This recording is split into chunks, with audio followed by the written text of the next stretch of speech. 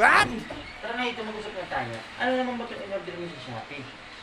Ito na naman oh, meron ka na naman mga ganto-ganto. Eh alam mo naman na wala tayong pera ngayon. Order ka na naman ng order.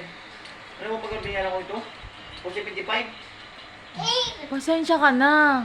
Wala kasi akong pere. Kaya ikaw munang magbayad niyan. Kala mo naman, sobrang laki naman ng binayaran mo dyan. Eh ang problema nga natin na Abe, wala na tayong pera sa ngayon.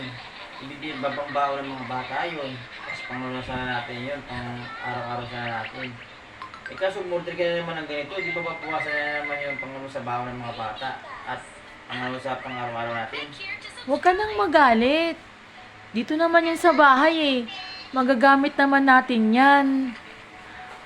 Pangit naman sa'yo. Pag ikaw ang nagagalit. Na magalit.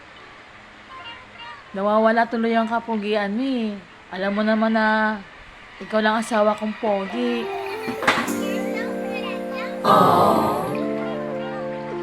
Parang mamutang ako. Ano ka na naman eh. Oh, ito. Akin na. Order ka ulit sa Shopee. Hindi ako galing. Salamat. Thank you very much.